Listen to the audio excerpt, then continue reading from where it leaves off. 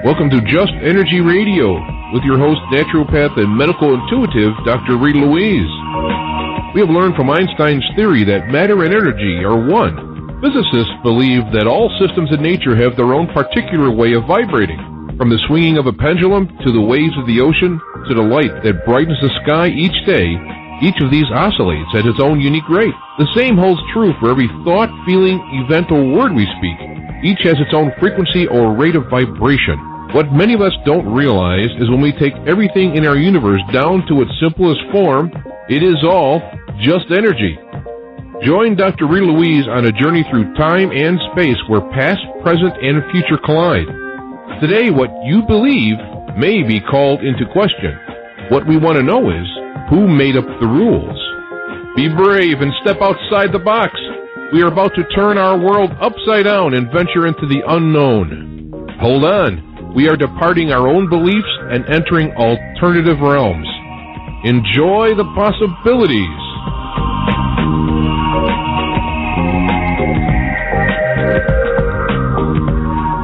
Hello, and welcome to Just Energy Radio. I'm your host, Dr. Rita Louise, and thank you all for tuning into the show today. Oh my God, today, I just am overwhelmed at the quality and caliber of guests that come on the show. I just feel so blessed, and today is yet another example of wonderful programming. In the first hour, we're going to be speaking with Barbara Hand Clow about awakening a planetary mind, and in the second hour, we're going to be speaking with Philip Coppens about evidence of extraterrestrials in our distant past.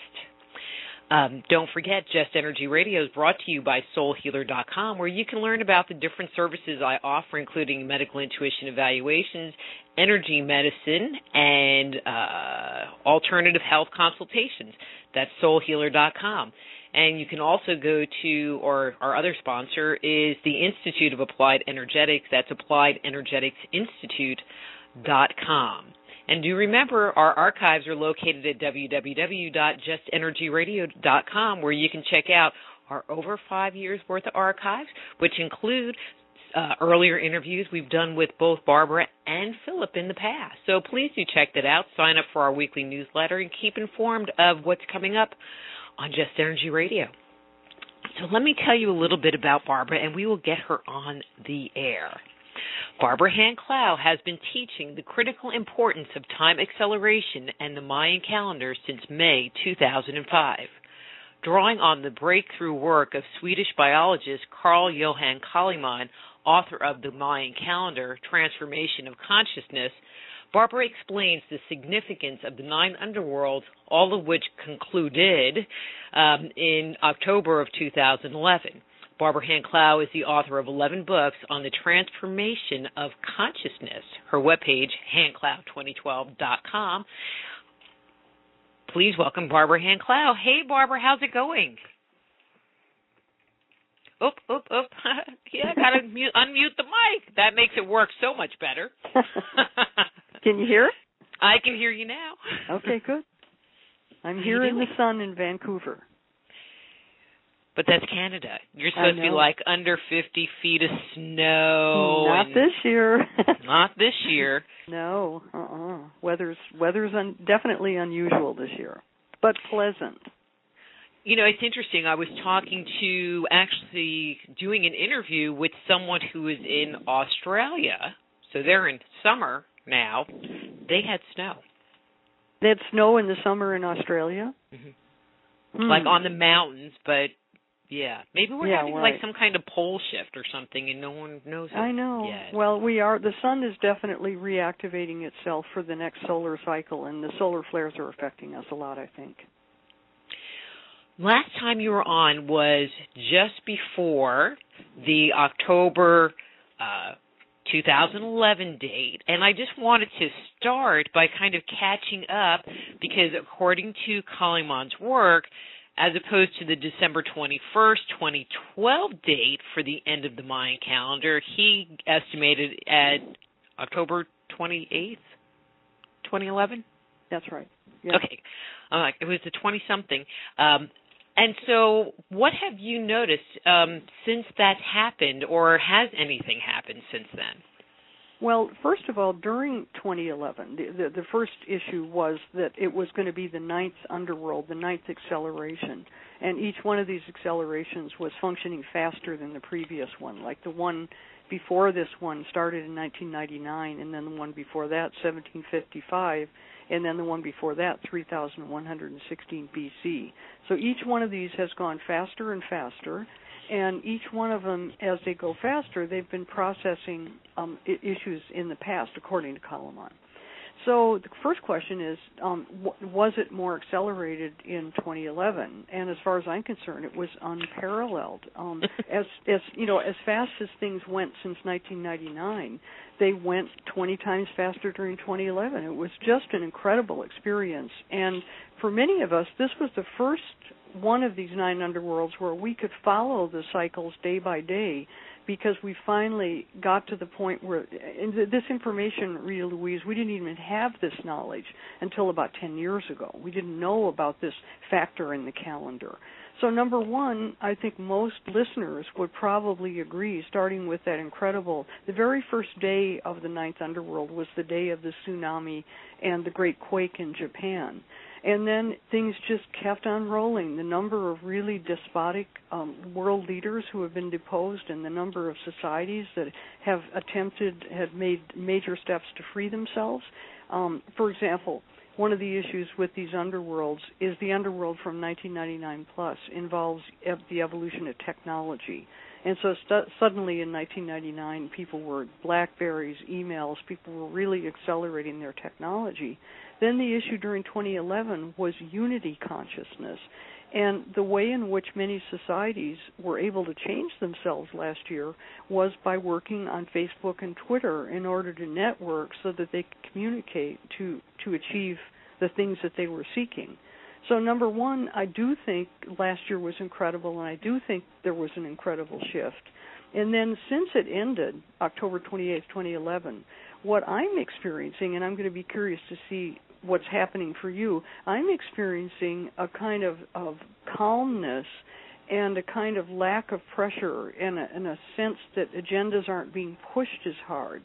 And then on the world scene, where I notice it the most is in the financial situation in Europe, where everything seems to have kind of stopped, and people seem to be trying to work it out day by day instead of creating a gigantic crash and a gigantic disaster. So I do think things have definitely shifted, but I'm kind of at a place of, I'm finding it kind of really hard to understand what it is. And so my own part in this was, when I looked at it all a year ago, I decided to introduce a book at this point, which is, of course, Awakening the Planetary Mind. I decided to make an attempt to give something to the scene because I expected that it would change, and I really feel that it actually has changed. But I think it's very hard to define it right now. And last year was crazy.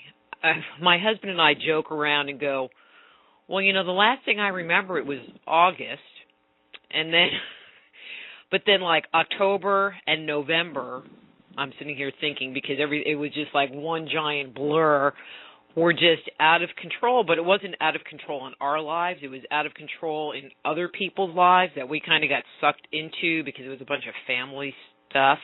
And although I think there were a lot of people looking at checking out at that point in time, or making their exit point at that point in time, which might make sense for some of the stuff that was going on, because it was a lot of health-related things. But you're right. On some levels, things have calmed down, even though the speed has not slowed down. Well, let's go back to this issue of family, because by working on Calleman's research, this gave me the opportunity to kind of anticipate what might be going on last year. And so what I did with his work is I took it really seriously, and I said, okay, if this man is right, what am I going to do in my own life and in my own creative work also? But what am I going to do in my own life in the middle of this environment that we're expecting? So what I did last year, and what my husband and I did, was we just did family, family, family. We assumed that people would be struggling, and we assumed that they would need us. And so we created a continual rush of family gatherings and family meetings and family connections during the year. And at this point, I'm so glad I did that, because first of all, it was very, very fruitful to really relate deeply to people that you're deeply connected to during a time like this. So I find it really interesting that you kind of ended up doing the same thing, not necessarily as intentionally as I did, but you did it, and I think a lot of other people did too. But that's really cool. One of the things that I've noticed is that there'll be something going on. I'll notice some pattern, and I'll make a comment to someone, or people will, because of the work that I do, they'll tell me, it's like, oh, well, this and this and this is going on, and it's like, well, wait a minute. That, as an example, I'm talking about this health stuff. Is this weird or what? My mother fell and broke her nose. My mother-in-law fell and broke her back. Fractured it, both on the same day. Boy, oh boy. And it was just like right at the end of October. I should look to see actually what day that happened on, because it was right at the end of October. And it was like, God, how can they be more synchronistic than that?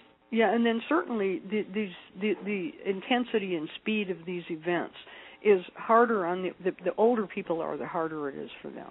Like I was watching in my family, and it was so great to have that tableau, because otherwise you don't, the family is the collection of all the people that you'd never know if you weren't related to them, if you know what I mean. And and so I noticed with the younger people, they were just rolling right along, just doing their BlackBerry and bang, bang, bang, going along. But this has been very, very hard on people as they get progressively older, don't you think? Mm-hmm. Yeah. Yeah, because it's a lot more challenging. Things are moving so fast they can't keep up. Yeah. And they're used to keeping up. It could be that the younger people just don't care anymore. They aren't keeping up. And as you know, I have a website, Hand Clow 2012, and so last year I was tracking the whole time acceleration astrologically, as well as just by the events. And also last year the astrology was just intense. It was just unrelentingly intense, and that was affecting people also.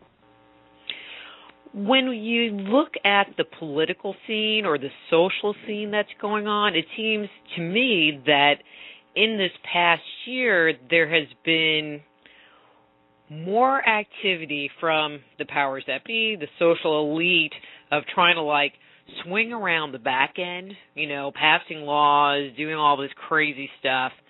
But in the same breath, there's also been a lot more awareness by the public going, excuse me? Yeah, and this is really important, and certainly I think that WikiLeaks had a lot to do with this. I think WikiLeaks really broke the can open, and that, by the way, was all part of the calendar last year. It was amazing to see those kinds of breakthroughs.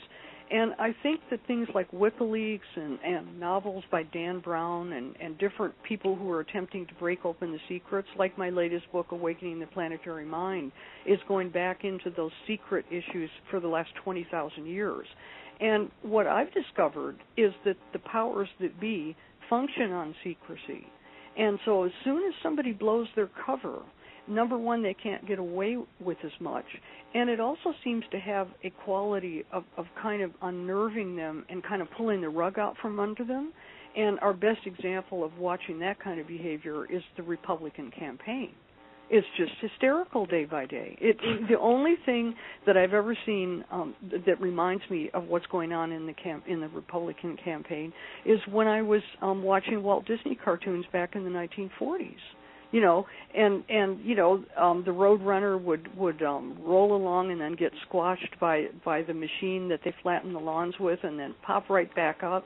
And everything in reality at that political level is really almost more like a cartoon show.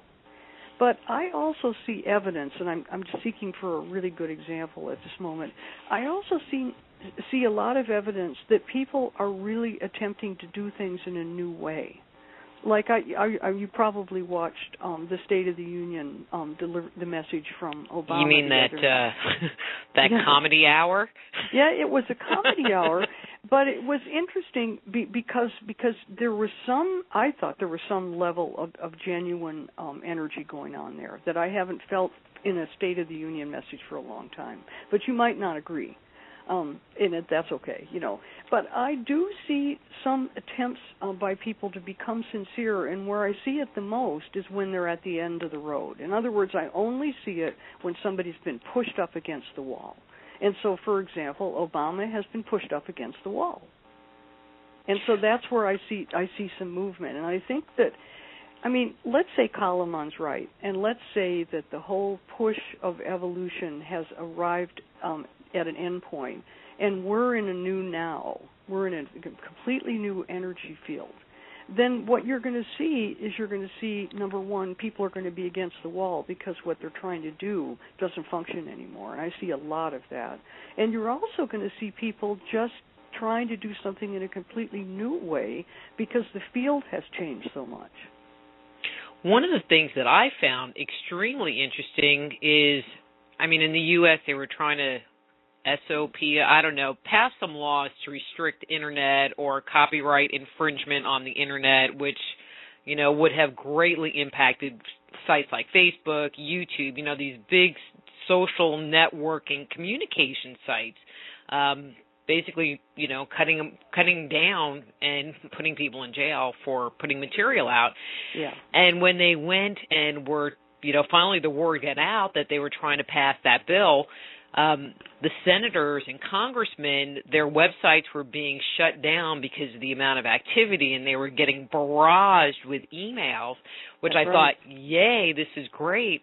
But my husband made the comment that it was the under 30s that were doing the main amount of complaining, I guess, Right. And see, they're so networked at this point. Like I was working that day. I'm writing a novel right now, and so I was using Wikipedia a lot. And all of a sudden, Wikipedia went down. Well, the kids under 30 use Wikipedia all day. Whenever they want to know anything, they just flip it and put the information up, and they've got the answer to their question. So like I say, as you go down in age, you can see this change happening more. It's easier for them. But what did happen, I'm sure you noticed, is that was the end of the bill. It was a successful campaign against an attempt to control free information, and it only took one day. I know, and that was amazing. People just say, well, we're sheeple, but you put something out there important. I was so happy to hear that the under 30s got involved because you hear that they don't. They just go along, they just go along. And see, that hasn't been my experience. I've got a fair number of young students, and in my experience, what's happening with people as they go down in age is they're putting less of their attention on the same old way you're supposed to look at something, and they're just creating an entirely new approach to everything. And this would be a very, very good example of the kind of shift that we're seeing as a result of the end of the calendar. Because what Calleman is saying is that those 9 underworlds put our universe and our planet through a whole series of evolutionary changes and evolutionary advances, but that once the human would come to a certain point, then they wouldn't be pushed anymore by that energy because they would be like in a place of oneness. They would be in a place of individual freedom so that they could operate autonomously. And Rita, that's why I think it feels so weird right now. We're just not used to being autonomous yet, especially as we get older. Well, but it seems like the powers that be want to just continue exerting their arm of control, but I just am so happy that people are recognizing that it is this arm of control trying to happen, and people are saying no. Yeah, and see, once people see it, like for example, at this point now, it looks like we're finally going to start cutting down on the U.S. military. And more people realize that 50% of all of the resources of the United States go into the military. And the more that people understand that, the more that they just go, wait a minute, what on earth is this, And that's actually how change comes. It just comes because people just simply remove their support for some kind of process that's going on. We think shouldn't about underestimate Monsanto. our power. Yeah. I mean, they were untouchable, and now, oh my God, it's like people are starting to revolt against their GMO stuff and the impact that it's having on the world, or will have on the world, because it potentially can impact every plant of that species and create some kind of chimera. Yeah. And in a sense, we're a chimera. Like a very important book that I read over the Christmas holidays was a book called Wheat Belly. Have you heard about that? Mm-mm. Well, the book, it was a great title, and I can't remember the name of the author right now, but it was a great title because it was going after that question of why do so many people have such weird fat deposits around the waist. And we all know that, we all know that that's coming partly just from bad habits and being overweight. But this author went after the whole issue of the probability, actually, that wheat has been so genetically modified during the last 30 years, 50 years really, in order to make it grow to only a certain height and only a certain thickness, that this guy is saying the genetic modification of wheat itself is what's causing these deposits on the bodies of human beings. And so this is a good example of an issue that all of us, as far as I'm concerned, really need to take a good look at. Because, isn't it weird how people have all these strange fat deposits? Didn't used to be like that. I just thought it was too much Starbucks or something. And not enough exercise. But see, that book is taking a really good look at genetic modification, because the biggest level of genetic modification has been carried out with wheat.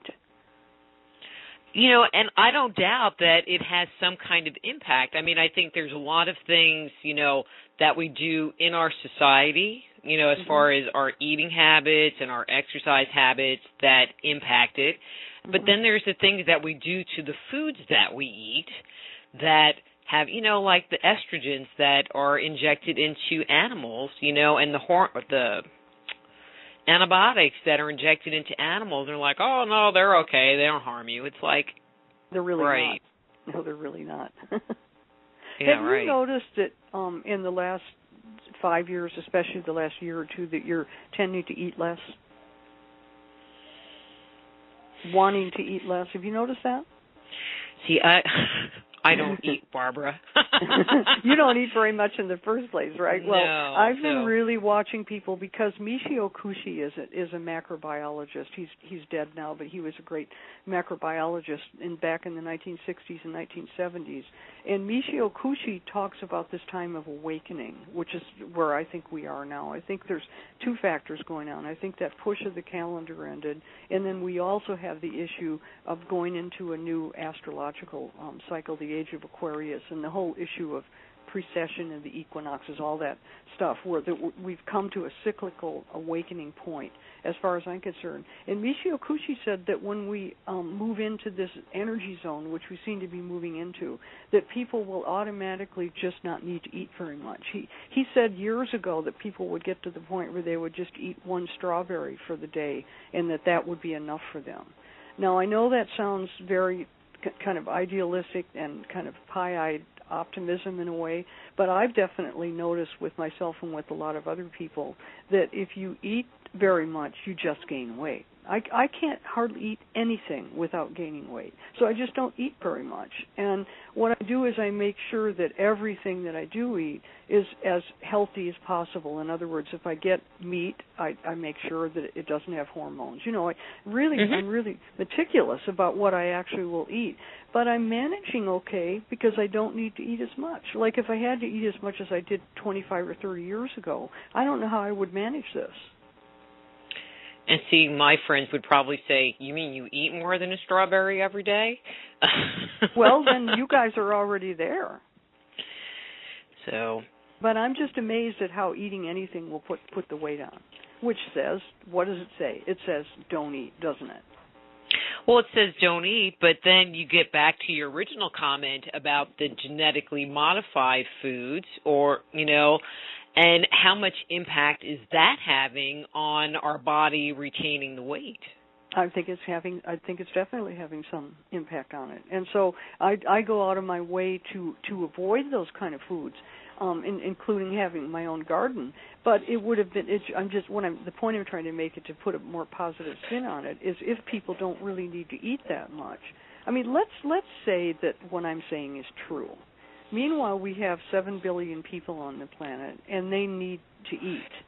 And if everybody shifted over to quality food at this point, how would you ever feed all the people on the planet? It's just a basically essential issue. But if everybody is needing to eat a lot less, then it's possible for us to do that. And I'd also like to put across the idea that I really have total trust that where we're headed is a positive future and a very happy experience. In other words, I tend to be very, very optimistic. That's why I wrote a book called Awakening the Planetary Mind, because I do feel that we've moved into a zone of trust and we're moving into an area of heart opening, which is going to be greater than all of the problems that we're facing right now.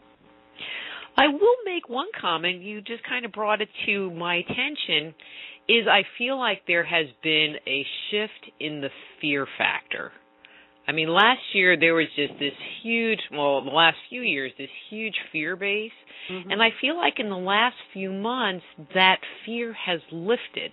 I mean, not that there isn't the stress and strain that goes on in your life kind of thing, but that deep underlying fear that someone's going to get you kind of thing has shifted. I agree with you. And see, that's the kind of major issue that we should be talking about while we have time together, because the plan of the global elite and the plan of all the controlling forces was to hold us in a space of fear and limitation so that we wouldn't think that we could do anything and accomplish anything. And the fear is gone. And this is a really big deal, because one of the other issues that we might want to discuss is the issue of the calendar ending December 21st, 2012. The original plan, with a lot of the people participating in the Mayan Calendar in 2012, was that people were supposed to sit around and shake in fear all year of this big event that was going to happen December 21st, 2012. A lot of people, talked about it as being the end of the world and all that. And that whole thought form, Rita, seems to have been eliminated. Something happened with the Calleman movement and the working with 2011 as that acceleration point, so that you can't find very many people now who think that the end of the world is coming in 2012. And this is a really big deal, because they even did Hollywood movies to make you sit around in fear all year. I'm not sitting around in fear at all. Although it was suggested to me by the chat room monitor, Jim, that my show airs the day after, the 21st, so I guess it must be on the 22nd. And he goes, well, you need to do a show about, what your near-death 2012 experience was. But you're not going to have a near-death. We're joking. I know, but the main theme of this book we're talking about, Awakening the Planetary Mind, the subtitle is Beyond the Trauma of the Past to a New Era of Creativity.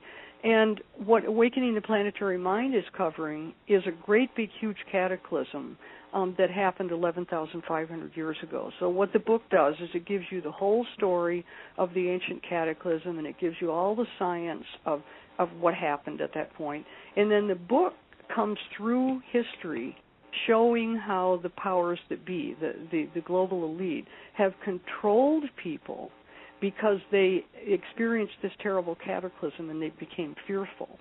And then once they became fearful, then it's easy to control them by using religion and belief systems and all this kind of stuff. And the idea that I'm putting forth is that if we can remember that this terrible event was in the past, then we can stop being afraid of something coming in the future.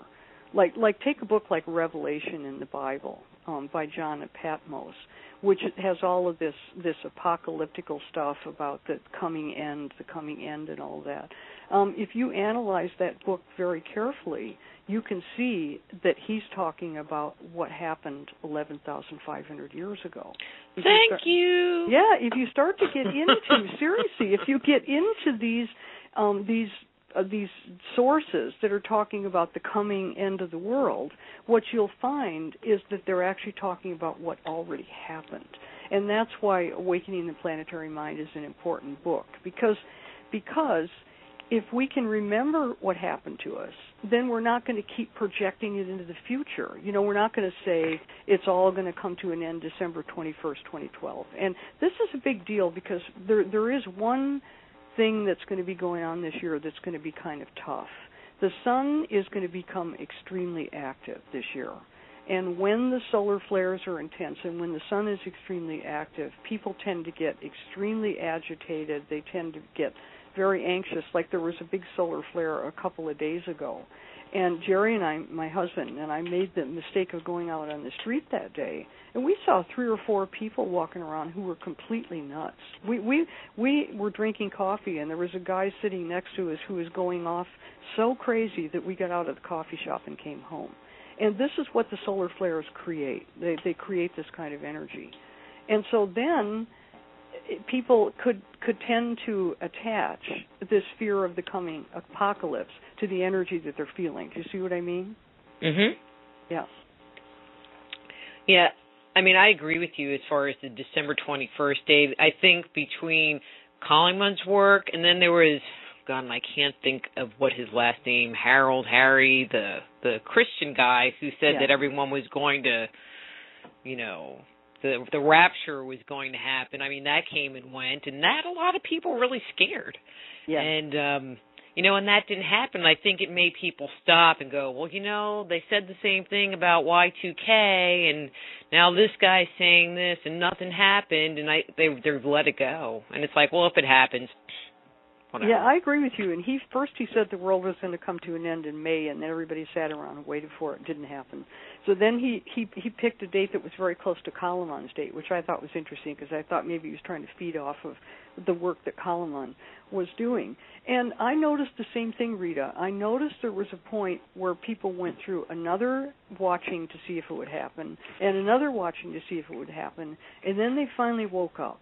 And you know what waking up is all about? It's about realizing that why worry about the end? Because if it comes, it's going to come. And what are you worried about? You want to be the last person who picked exactly the right date for this event. You see what I'm saying? Mm-hmm. And things will end, and all of us are going to die, and things are going to happen to us. But it's this collective obsession that I went after in my book. I went back through 20,000 years of human consciousness in order to really understand. Actually, the book goes back 100,000 years. It goes way back to 100,000 years ago with Neanderthal evolution and Homo sapiens, and really looks at, you know, fear-based consciousness and what we're capable of if we move beyond it. One of the things that you talked about in the book, which was kind of interesting, and I had a question, was, I mean, obviously the precession of the equinox and that being kind of the gateway of shifting consciousness, which we've talked about on the show before.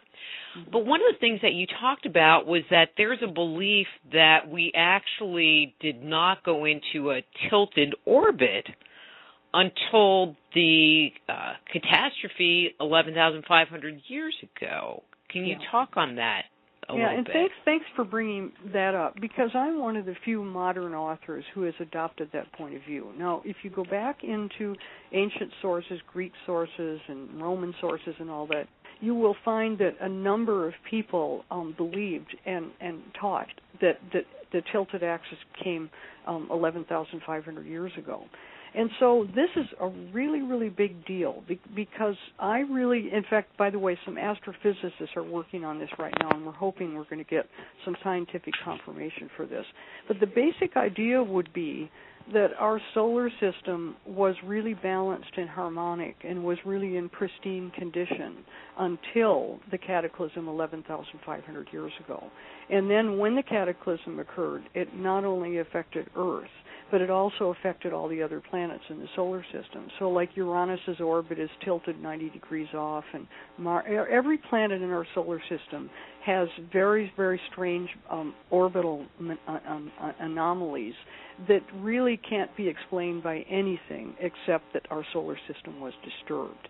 And so then, once this disturbance happened, and you know, for instance, a planet between Mars and Jupiter was destroyed, and that's what created the asteroid belt. So it has a really big influence on all of the things that are going on in our solar system. But regarding Earth, it would appear that Earth tilted at that point, basically 21 to 23 degrees, and the tilt of the Earth's axis, is what creates this precession, which has to do with basically the orientation of our planet in relationship to the stars. And if we go back to some of the oldest sources we have, like the Vedas in India. The Vedas in India, by the way, actually have the cataclysm date right in them. They have the date of 9600 BC right in the Vedas. And it would appear that the Vedas are the earliest records showing how much our whole Earth experience changed in this cataclysm. So the reason this is exciting, and obviously this is a really complex topic, but if it's true that we've only been experiencing this change in the orientation to the stars for only 11,500 years, then what's important is for the very first time, we are now moving into a zone of very, very high enlightenment in this process. In other words, we're moving into a level of enlightenment and high awareness that we've never really had before. And where I got confused and why I wanted to bring it up was that it has been connected that our evolution through this cycle has been based on the precession, but if we have only been precessing for 11,500 years, how does that work? How does that fit together? Well, see, that's why I went off like a rocket when I discovered Calleman. Now I did my own research and work, and I still do, from a very unique perspective, my own in this case. But when I discovered Calleman had discovered that the calendar, the Mayan calendar, is a record of 16.4 billion years of evolution in the universe. So it would appear that the Mayan calendar has this record of these 9 underworlds and these accelerating cycles. So what I did with Awakening the Planetary Mind is I integrated what Calleman has to say with the issue of the cataclysm. So the idea would be that evolutionary push has been developing us and bringing us to this moment in time, but that as we moved forward, we in a sense got knocked way back 11,500 years ago. And in my world, these 11 or 12,000 years would appear to be the most important ones that we need to understand now. Like for example, the cataclysm can be thought of as the fall of Atlantis, or the removal of the free human from the Garden of Eden. It goes back to that point, 11 or 12,000 years ago, where we had been moving forward for millions and billions of years, and then suddenly we got knocked back. And the reason I think this is an important issue would be the following thing, and we need to talk about what goes on in our bodies too. But if this story is true, then all humans are carrying around repressed memory that they don't understand and they haven't processed. And then as we awaken, which seems to be happening now, the memory awakens. And what can happen for people, as you well know as a healer yourself, is when people access repressed memory, they have to go through a whole physiological and emotional process in order to handle it. And so the idea would be, what I'm really saying in a nutshell, is I don't think most people can really open up to the degree that they're being pressured to open now without also understanding the story of their past. And if you go into indigenous records, Mayan records, Indian records, Native American indigenous records, every single indigenous record that we have on this planet tells the story of this ancient cataclysm. And the reason that they did that, and in my case I'm part Cherokee, so I was brought up this way, but the reason they did that is what they said is you have to remember the story of your origins and your past in order to heal yourself now. And I think that's right where we are, Rita. I think we're at such an exciting moment at this point. And I'll agree, even though when it's challenging, I ask myself, God, why did I choose this? It would be so much easier just to watch it. Yeah, I know. What am I doing? I know. Yeah. There was a question in the chat room about Velikovsky's work and its relationship to the cataclysm, or if there's a relationship to it. Yeah, it's a big relationship, and I'm an early Velikovsky researcher. So I actually started with Velikovsky because the minute I read him back in the 50s, he was talking about the same story that my Cherokee grandfather had told me as a child. And so where Velikovsky is a major player is he's the first writer, and he's also was a psychoanalyst as well as a scientist. He was the first one to start talking about the cataclysms and start talking about the truth of what really happened. And if you go back to 1950, when Velikovsky was first published, back at that time, the story in geology and paleontology and all the earth sciences was that we had a very slow and gradual level of change. And there was a heavy idea that everything's slow and fine and don't worry about anything. And that's just not true. We just went through something extremely cataclysmic only recently, because 11,500 years ago isn't that long ago in terms of human consciousness. And Velikovsky's the first one to open the can of worms. And then what happened to his career is they really tried to suppress him. His publisher was threatened about publishing him. A bunch of groups of scientists threatened McGraw-Hill, his first publisher, so that they wouldn't publish him anymore and all that. People really tried to suppress Velikovsky, but it didn't work. He sold millions and millions of copies of his books. And then at that point, other writers started to go after this issue, and I was one of those early writers. So what did he have to say, in a nutshell? Since we have very limited time. Case, well, he described the same thing I'm describing in Awakening the Planetary Mind, in the sense the story of the cataclysm. But where I come in, and where Freud and Jung and a lot of other people come in, is I'm interested in consciousness. And Velikovsky was too, because he was a psychoanalyst, but he put a lot of his energy into the scientific proof that something had actually happened. So what I do mostly is I concentrate mostly on the effect of the cataclysm. And so when I went to work on this issue, Awakening the Planetary Mind is a major revision of a book I published back in 2001 called Catastrophophobia. And this is an entirely new book. It's not really a revision.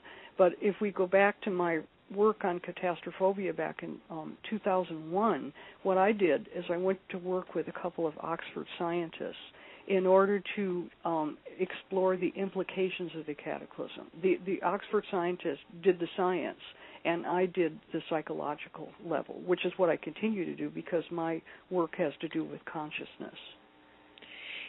Any thoughts or ideas, insights as to what we were like on a consciousness level before all of this happened? I mean, because sometimes we go, well, this is where we are, and we came from this very primitive place, but maybe having an understanding of where we were before we got literally knocked back into Stone Ages would help people to realize that there could be so much more, and this maybe isn't the pinnacle of success.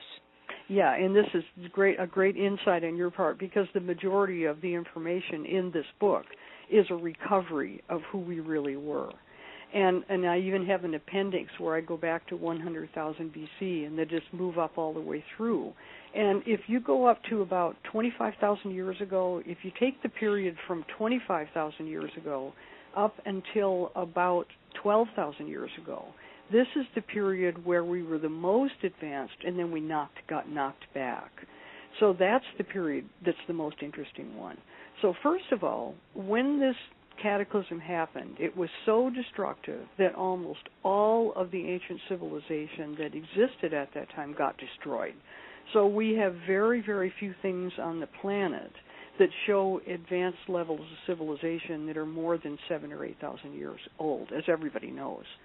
But what's been happening in archaeology, and the book, of course, covers these different findings, is that we are now realizing that we've discovered some ancient sites, such as Darren Kuyu is one of them.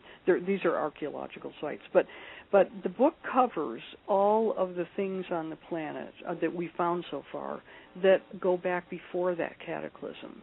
And if you can find one thing on this planet, just one site that is advanced 12,000 years ago, you have proof right there that we had achieved an advanced level and then got knocked back, if you see what I mean. It's a simple idea, but it's absolutely true. So if we go back to that point, before we got hit over the head, by the way, by fragments of a supernova coming into our solar system, if we go back to that point, what we find is an advanced global maritime civilization. People lived by the sea.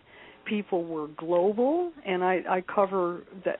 I give a lot of information about global consciousness, and we were the biggest difference between those people and us is we were very, very psychic.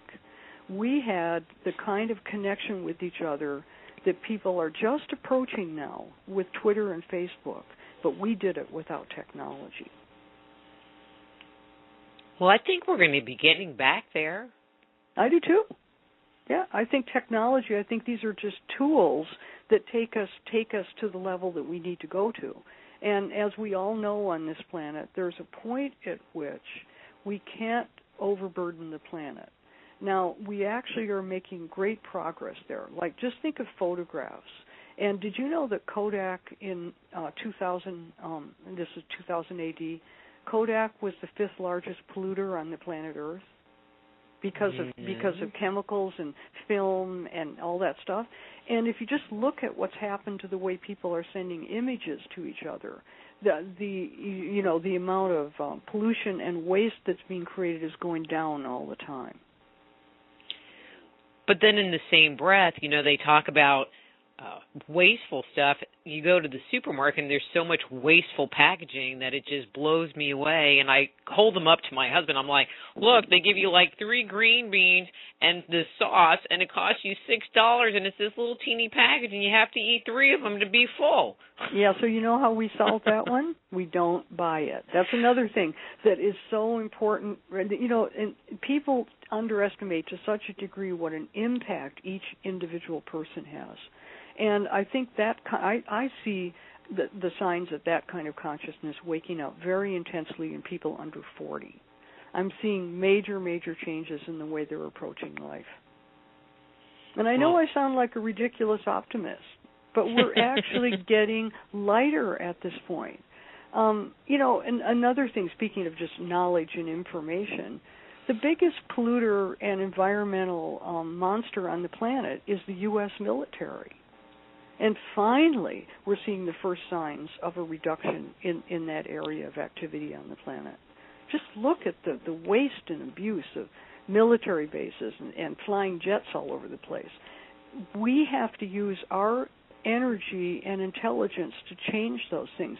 I do a mantra every day to reduce the military. I've been doing it for years. I don't understand the whole concept of war at all. I mean, my husband likes watching that Military History Channel. Mm-hmm. I could never watch it. I can't watch it, and I just, and when I do sit with him, because I want to sit with him, not to watch the show, and, I just go, why do people do this? How can people do this to each other. I know. And that's what I'm working on in a novel right now. And I decided the only way to go after it was with fiction, because you can't prove it or anything like that. The facts are, this is just plain stupid. And there are reasons for it that has to do with religious archetypes and stuff like that. But if Calleman is right, that push that created all of that just ended October 28, 2011. And there's so many places, Rita, where I see the push is gone. I watch different men, figures, and leaders and all that trying to push it, and it won't push anymore because the push is gone. Well, and I think because people are waking up and just not participating as the case may be. Yeah. Let me ask this question. What do you think will happen to the powers that be when they lose their power? Well, that's why I am watching some of this stuff with the Republican campaign for that purpose. It's boring and silly and all of that, but I'm actually watching people lose their power. And to tell you the truth, they seem to be better off once it happens to them. In other words, somehow something very, very positive is going on here. And all any of us can really do at one level is just observe it and learn from it, which I'm doing every day. You know what I mean, Rita? I don't know what else to say about that, but I do see. I see it right in front of my face. I see it happening. Oh, I agree. I mean, I think some of them are scrambling and trying to, when you get pushed into that corner, as you were talking about before, you start making desperate moves, and desperate people make mistakes, and when you make mistakes, then other people notice. Well, another thing that happened in the news that was real evidence for me that things are changing is the football coach at Penn State. Because I think, does your husband watch football too? No. Okay, because we shouldn't get too personal here. My husband watches football, and when I want to sit with him, that's what I have to put up with. Okay. Got it. And football is an incredible mind control program that continually stimulates that aggressive male attack mode, if you see what I mean. And so when that guy got caught and exposed for what he was doing, I think that was the beginning of a shift in football. And I think we're going to see the same thing with things like military history. Like your husband probably had a major past life, couple of past lives in the military. Probably. He could go do some regressions and clear them out, and then he wouldn't watch that stuff anymore, But it's a little bit, we don't want to give him too much of a hard time because history's fascinating. And he's a history guy. He's a history guy, yeah. And a Vietnam vet, so kind of mix those together, and Yeah, he's participating in a great big meditation on the end of war because I think, as you know, in the Mayan code, I proposed that the shift October 28th, 2011, would be that our species would split into Homo aggressors and Homo pacem. I did this wonderful. I did this illustration with all the skulls of all the different hominids that goes back 2 million years. And I showed how every time you get to a certain evolutionary point, one of the hominids would go out of form and the other one would keep on moving, and then finally we get up to Homo sapiens and Neanderthal. And what I'm suggesting is that the next evolutionary split is that Homo aggressors, man of war, will go out of form because it simply can't function anymore. And if you watch it closely, it can't function anymore. Well, we can only cross our fingers and pray that's the direction it's heading, because it's stupid. I don't get it. And I think we can observe it too. I think we're seeing it. So that's what when I watch the events floating by, that's what I'm watching for. Well, and I think if people start looking at people as people, as opposed to what they can get from somebody else, that will make things change as well. And I keep seeking anything I can give you that shows how this works, because it's so confusing right now because it's so new. But when I watch myself and other people, what I used to do before October 28th, I was always ready to take another path. Well, I'm going this way now, another agenda, another idea, another thing. And I'm finding that doesn't work anymore, and I'm finding the only thing that works in any situation that I'm in is to move my energy into the heart. Now, I know that you and I are both adepts at that, and we've done that our whole lives. But for me, literally every step has to go into the heart now, because the intelligence within our hearts seems to be the only thing that's really functional right now.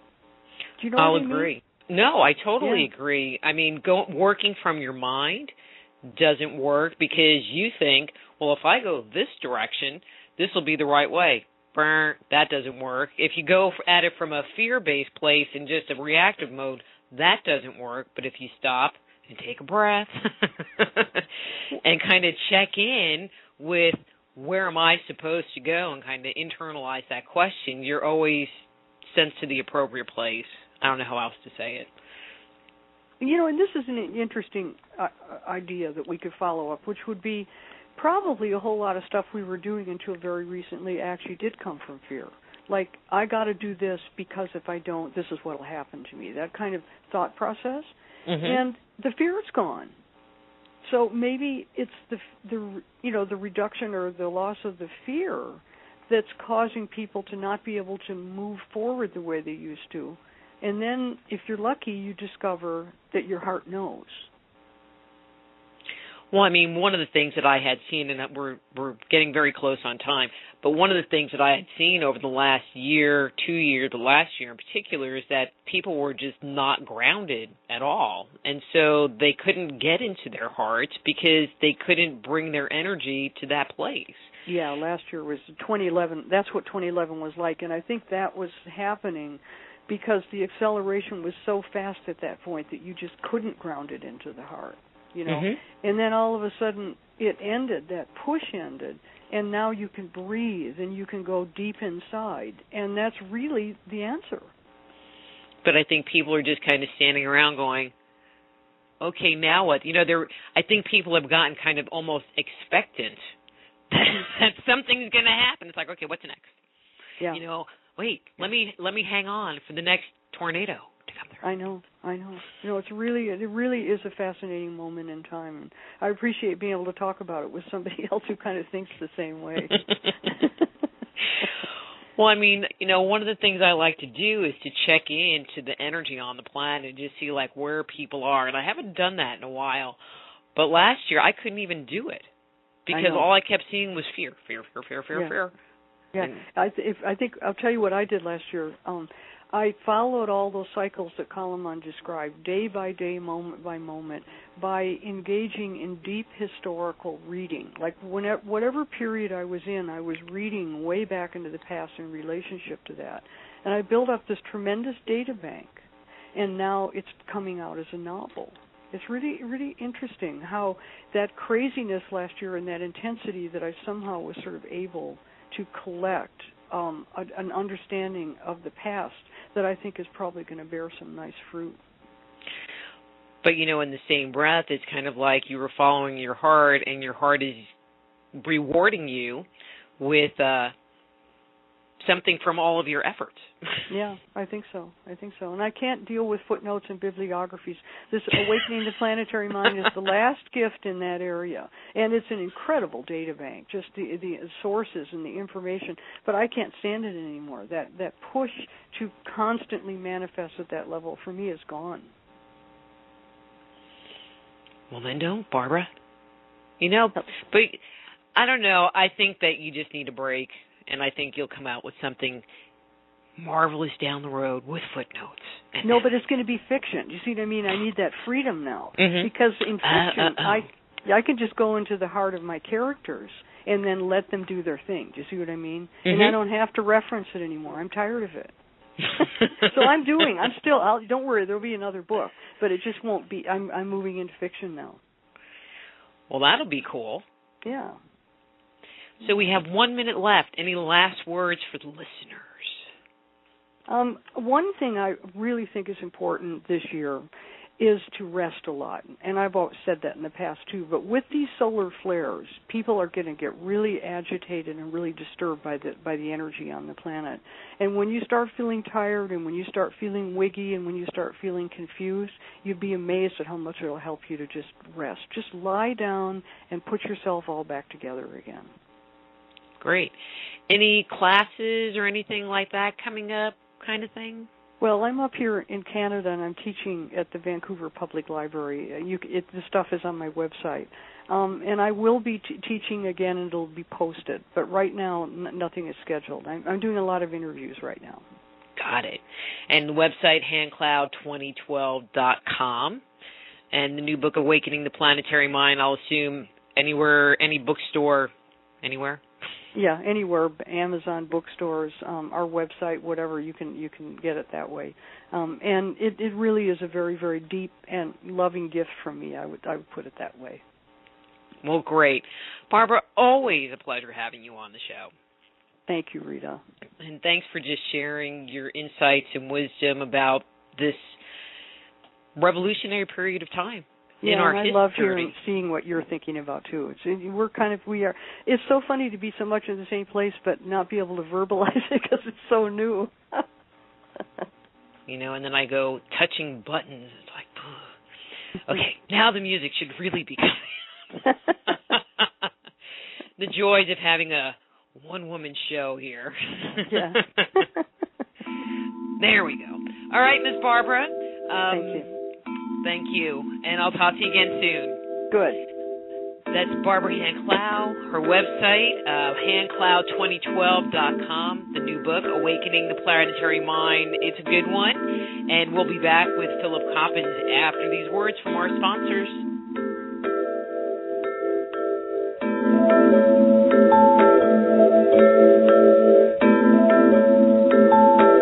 Just Energy Radio with your host, Dr. Rita Louise, will return right after these messages.